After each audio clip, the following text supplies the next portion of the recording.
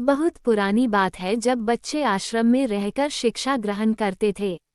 उस समय बच्चों को बचपन में आश्रम भेज दिया जाता था और जब तक उनकी शिक्षा पूरी नहीं हो जाती थी तब तक उनको घर आने नहीं मिलता था। एक बार सभी शिष्यों की शिक्षा पूर्ण हो गई थी, तभी उनके गुरु ने सभी शिष्यों को बुलाया और 3 एक समान लकड़ी के खिलौने उनके सामने रख दिए और सभी सदस्यों से पूछा, बताओ इनमें क्या अंतर है। पहले तो किसी को कोई अंतर समझ में नहीं आया, पर ध्यान से देखने में लकड़ी के खिलौनों में अंतर समझ में आ गया। एक शिष्य ने कहा, इसके एक कान में छेद है, दूसरे खिलौने के मुंह और कान में छेद है और तीसरे खिलौने के दोनों कान में छेद है। गुरु ने उन सभी सदस्यों से कहा, जीवन में तुमको भी इसी प्रकार के लोग मिलेंगे। पहला खिलौना जिसके दोनों कान में छेद है वह ये दर्शाता है कि जब आप किसी को अपनी समस्या सुनाएंगे तो वह एक कान से सुनेगा और दूसरे कान से निकाल देगा।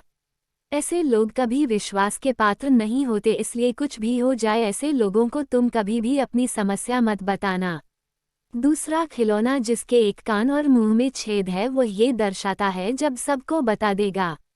तीसरा खिलौना जिसके एक कान में छेद है ऐसे व्यक्ति का प्रतीक है जो हमारी बात ध्यान से सुनते हैं और न किसी से कहते हैं बल्कि हमारी समस्या का समाधान भी हमें बताते हैं।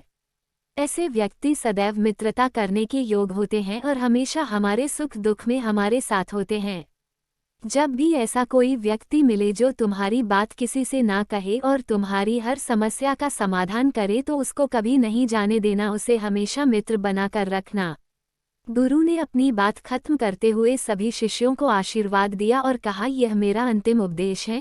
मैंने तुम लोगों को बहुत ज्ञान दिया था, पर यह ज्ञान तुम लोगों को जिस समाज में जा रहे हो उसके लिए है। इसको हमेशा याद रखना और जीवन में आगे बढ़ना। शिक्षा इस कहानी से हमें किस प्रकार के लोगों को अपना मित्र बनाना है और किस प्रकार के लोगों हमें दूर रहना है, इसका ज्ञान प्राप्त होता है।